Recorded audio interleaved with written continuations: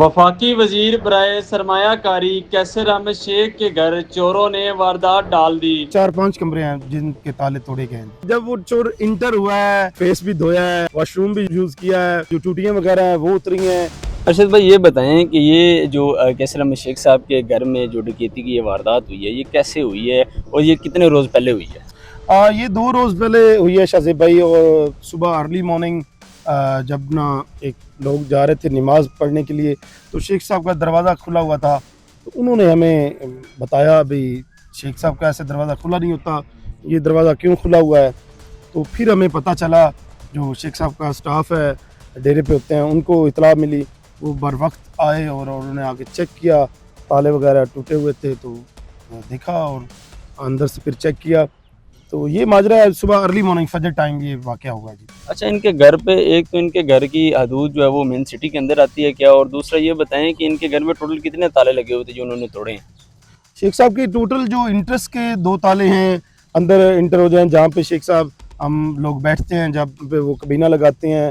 फिर जो उनका अपना रूम है उस पे ताला था, जो एक अलग एक रूम है उस पे ताला था। तो 4-5 कमरे हैं जिसमें शेख साहब आप भी आते हैं, कुछ गेस्ट आ जाएं तो वो भी ठहरते हैं। तो ये 4-5 कमरे हैं जिनके ताले तोड़े गए हैं। अभी तो ये बेहतर मियाँ साहब जब आएंगे, क्योंकि उन्होंने अपनी अपनी चीज़ें जहाँ पे रखी हुई थी वो ही बेहतर आके बता सकते हैं भी क्या क्या चोरी हुई है।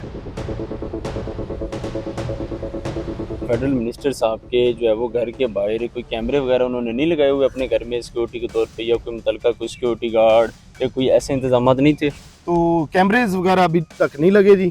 अभी इरादा बन रहा है कैमरेज, शेख साहब ने कहा है आप लगवाते हैं कैमरे जी।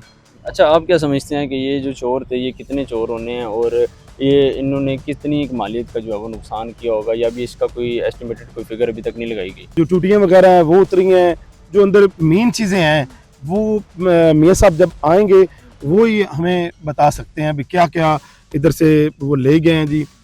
तो ये बेहतर वो बता सकते हैं। अच्छा, आप क्या समझते हैं, जब आप बता रहे हैं कि आपने एसएचओ को फ़ोन किया और एसएचओ और मुतलका पुलिस जो है वो मौके पर पहुंची, तो उन्होंने क्या देखा, या उन्होंने किस तरीके से अब उनकी कार्रवाई जो है वो नेक्स्ट उसके ऊपर अमल दरामद कर रहे हैं, चोरों को कैसे ट्रेस कर रहे हैं?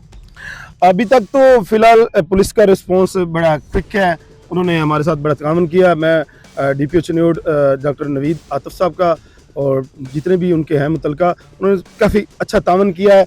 वो मुझे लगता है ऐसा कुछ नहीं है, वो चोरों को माफ़ कर देंगे, क्योंकि उन्होंने अपनी जान की परवाह भी नहीं की थी, उन्होंने लोगों को माफ़ कर दिया। तो ये तो मामूली सी चोरी है। अच्छा, ये बताएं कि जब कैसर अहमद शेख साहब को ये इतला दी गई कि उनके घर में चोरी की वारदात हुई है, तो उनका क्या रिएक्शन था? उन्होंने क्या जो है वो कहा कि मैं आकर देखूंगा, या उनका क्या जो है वो रिएक्शन था उस टाइम का? और उन्होंने अपने स्टाफ को, चौधरी मुशर्रफ साहब है, वसीम भाई हैं, उन्होंने उनको मुतहरक किया। अपना रेहान गिलानी साहब है, उनको मुतहरक किया भाई आप जाएँ चेक करें। मुझे भी उन्होंने कहा बेटा इसको चेक करते रहो, देखो ये क्या मसला बना है।